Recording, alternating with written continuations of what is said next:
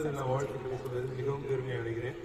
இருக்கும். இந்த சுதந்திர தினத்தை ஏன் கொண்டாடணும் அப்படின்னு கேட்டீங்கன்னா, நம்முடைய வீரர்கள் நமக்காக சுதந்திர போராட்டத்தில் ஈடுபட்டு நமக்காக உயிர்நீத்த வீரர்களை நாம் நினைவில் கொள்ள வேண்டும்.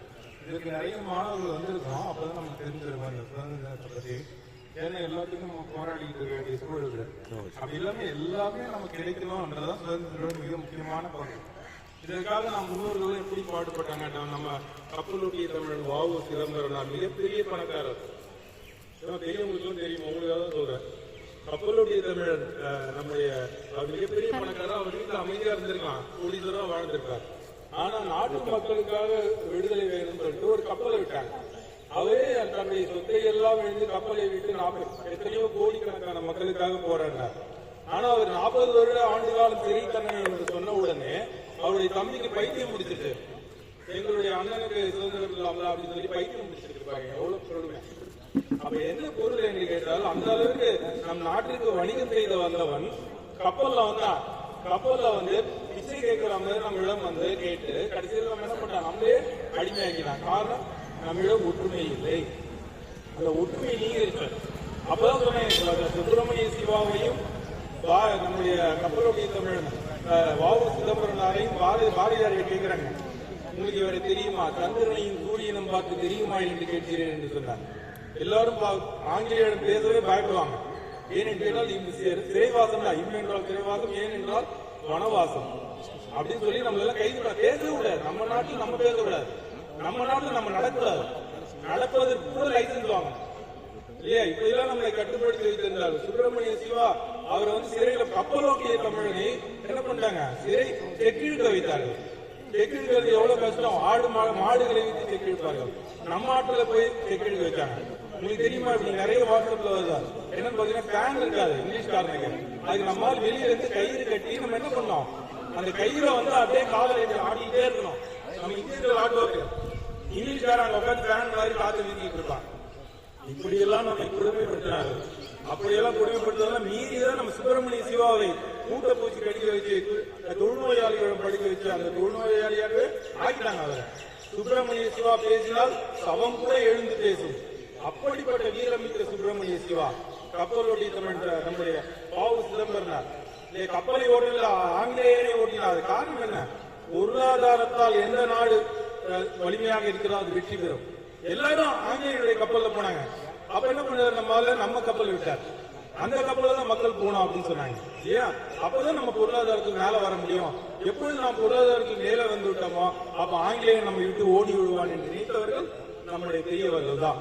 சுப்பிரமணிய சிவா வந்து என்ன சொன்னார், அவர் வந்து மூட்டை முடிச்சுகளோட அனுப்புகள் அப்படின்னு சொன்னார். சுப்பிரமணிய நம்ம கப்பலுடைய தமிழன், மூட்டை முடிச்சுகள் நம்முடையது, வெறும் கப்பலில் அவர்களை அனுப்ப வேண்டும் என்று சொன்னவர் சுப்பிரமணிய சிவா. எவ்வளவு அளவுக்கு நம்ம முன்னோர்கள் பாடுற கொடிகாத்த குமரன், உயிர் போனாலும் பரவாயில்லை கொடியை விட மாட்டேன் என்று வாழ்ந்தார் இல்லையா? அதுதான் பெருமை. இந்த நம்பிதான் நாடு இருக்கு. இளைஞர்களால் தான் இந்த நாடு இருக்கிறது. இந்தியாவால் எதுவும் முடியாது என்று சொன்னாங்க. உங்களுக்கு சுதந்திரத்தை என்ன பண்ண போறீங்க, உங்களால எதுவுமே செய்ய முடியாது என்று சொன்னா, அப்பதான் எங்களுக்கு நீங்க கொடுங்க நாங்க பாத்துக்கிறோம் அப்படின்னு சொன்னாங்க. அப்பதான் முடியாது சொன்னா. ஆனா இன்னைக்கு எல்லாம் முடியுதா இல்லையா? ஹைட்ரஜன் ட்ரெயின் நம்ம வர்றாங்க. டிஃபென்ஸ்ல பாத்தீங்கன்னா எல்லா பொருட்களோட அந்நிய நாட்டுக்கு எக்ஸ்போர்ட் பண்ற அளவுக்கு நம்ம வளர்ந்துருக்கோம். எல்லா துறையிலும் புரட்சி செய்து கொண்டிருக்கிறோம் என்று காரணம் என்று சொன்னால் நம்முடைய இளைஞர்கள் வலிமையானவர்கள் இல்லையா? எல்லாம் நம்முடைய கீழ் தான் இருக்கு. எந்த நாடு போர் செய்தாலும், உக்ரைன் போர் செய்தாலும் சரி, ஈரான் போர் செய்தாலும் சரி, எந்த நாடு இந்திய நாட்டை கேட்காம எதுவுமே செய்ய முடியாது. உலக நாடுகள் எல்லாமே பஞ்சத்துல பெட்ரோல் கிடையாது, டீசல் கிடையாது, கேஸ் கிடையாது, எதுவும் கிடையாது. ஆனா இந்தியாவுக்கு எல்லாம் கிடைத்தது. காரணம் என்ன, நம்ம இந்தியர்கள் வலிமையானவர்கள். எங்க போனாலும் எல்லா சிஇஓ இந்தியர்கள் தான். காரணம் நம்ம அறிவை, எந்தையும் தாயும் மகிழ்ந்து குலாபி இருந்தது முன்னாடி அவர் சிந்தையில் 1000 எண்ணம் வளர்ந்து சிறந்தது முன்னாடி. நம்முடைய முன்னோர்கள் அறிவாளிகள். அதான் நாம் இன்று அறிவாளிகளாக இருக்கும். நாம் இருக்கும் நாடு நமக்கு எந்த அறிந்தோம், எந்தையும் தாய் எந்தையர் நாடு என்ற பேச்சிலே சக்தி பிறக்குது மூச்சினிலே. சொன்னார்களே, எந்தையர் நாடு என் தந்தையுடைய நாடு, எது தாய் நாடுன்னு சொல்ல வர. ஏன் தந்தை நாடின் தந்தையுடைய சொத்து மகனுக்கும் மகளுக்கும் தான். நமக்கு தான் உரிமையானது இந்த நாடு. அதை சொல்லாமல் தாய் நாடு என்று சொல்லாமல் பாதுகாத்தவர்களுடைய மகாகவி பாரத் இல்லையா? சூர்யாசேன்னு ஒருத்தர் இருந்தார் இல்லையா? அவர் வந்து ஆசிரியர். எல்லா மக்களையும் கூட்டி என்ன பண்ணார், சுதந்திரத்துக்காக போராடினார். அப்ப வந்து அவருடைய ஒவ்வொரு பல்லாக கேட்டார்கள் ஆங்கிலேயர்கள். யாரெல்லாம் ஆங்கிலேயர் எழுத்தார்களோ அவர் அந்த 6வது படம் பார்த்தீங்கன்னா தெரியும். எந்த அளவுக்கு நம்ம ஒரு ஆள் நிக்கிற அளவுக்கு தான் ஒரு பள்ளம் இருக்கும், அதுக்குள்ள நம்மளை போட்டு அடைச்சி வச்சிருவான். இப்படியெல்லாம் நம்மை கொடுமைப்படுத்தினார்கள். ஆனா இன்னைக்கு நம்ம சுதந்திரம் இன்னைக்கு அதே மாதிரி பேச முடியுமா? பாகிஸ்தான் பக்கத்து நாட்டுல இருந்து பேசுறான் இல்லையா, என்ன சொல்றாங்கன்னா, நான் உங்கள் நாட்டின் மீது போர் தொடுப்பேன் அப்படின்னு சொல்ற, காஷ்மீர்ல ஒரு பகுதியை நான் அழித்து விடுவேன் அப்படின்னு சொல்றாரு. அப்ப நம்ம அப்போது பிரதமராக இருந்த வாஜ்பாய் அவர்கள் சொல்றார், நீங்கள் காஷ்மீரின் சிறிய பகுதியை நீங்கள் அழித்து விடலாம், ஆனால் நாளை உங்களுடைய நாடே இந்த வரைபடத்தில் இருக்காது. எல்லாரும் பயந்தாங்க, அமெரிக்காவுக்கு போய் காலில் விழுங்க, அமெரிக்கா காலில் போய் விழுங்க, அதுல நாளைக்கு நாடு இருக்கணுமா, என் காஷ்மீருக்கு ஒரு குண்டு கூட விழக்கூடாது. அதுதான் நம்முடைய பாரதத்தின் வலிமை. இன்னைக்கு இப்போ பாகிஸ்தான் நம்ம மக்களுக்காக அதிகாரி சொன்னார், உங்களுடைய நாடு வரலாறு இருக்க வேண்டுமா, புவியியல் இருக்க வேண்டுமா என்று அழகா கேட்டார். நீ வரலாற்று நீ என் மேல கைய வச்சுனா அடுத்த நாள் ஜாகிரபி வரைபடத்துல உன் நாடே இருக்காது என்று சொன்னார்.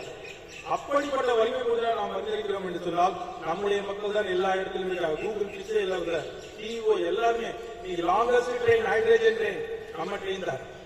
காரணம் அஸ்வினி வைஷ்ணவ் சொல்லிக் கொண்டனா நம்முடைய எழுந்தர்கள் தான் இருக்கிறார்கள். நாளைய பாரதம் உங்கள் கையில் தான் இருக்கிறது. அதை நீங்கள் எல்லாம் மேலே கொண்டு வர வேண்டும். 2047 நாம் வலிமை பெற்ற பாரதமாக மாறுவோம்.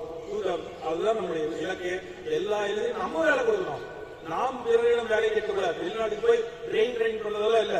இனி நம்ம நாட்டுக்கு வந்து நம்ம மக்களிடம் அவர்கள் வேலை செய்ய வேண்டும் என்ற நிலைக்கு நாம் மாற்ற வேண்டும் என்பதுதான் இந்த சுதந்திர மிக முக்கியமான கொள்கை. அதை நாம் நாடு கொண்டாடுவோம். நம் நாட்டிற்காக எல்லோரும் பாரு, இவ்வளவு அடி தண்ணி வெள்ளம் அசாம்ல எல்லாம் இல்லையா, அந்த பார்டர்ல பாத்தீங்கன்னா முள்ளு எல்லா இடத்துலயும் இந்த அளவுக்கு தான் இருக்காங்க. நம்ம ஆளுங்க கழுத்து வரைக்கும் தண்ணி, அது மேல துப்பாக்கி வச்சு நம்ம காப்பாற்றிட்டு இருக்காங்க. அப்படிப்பட்ட வீரர்களை நாம் கொண்டாட வேண்டாமா, அவர்கள் மதிப்பு தர வேண்டாமா? நம்ம சினிமாவில் திரைப்படத்திலே மூழ்கி இருப்பது அவர்களை நாயகராக கொண்டாடுவது, நம்முடைய ரியல் ஹீரோஸ் அவங்கதான், அவங்களை கொண்டாட வேண்டும். அதற்காகத்தான் இந்த சுதந்திர தின விழாவை கொண்டாடி கொண்டிருக்கிறோம். இதற்காக வருகை தந்த நாட்டுப்பற்று மிக்க பேராசிரியர்களையும் நம்முடைய மாணாக்கர்களையும் வணங்கி விரைவில் நன்றி வணக்கம்.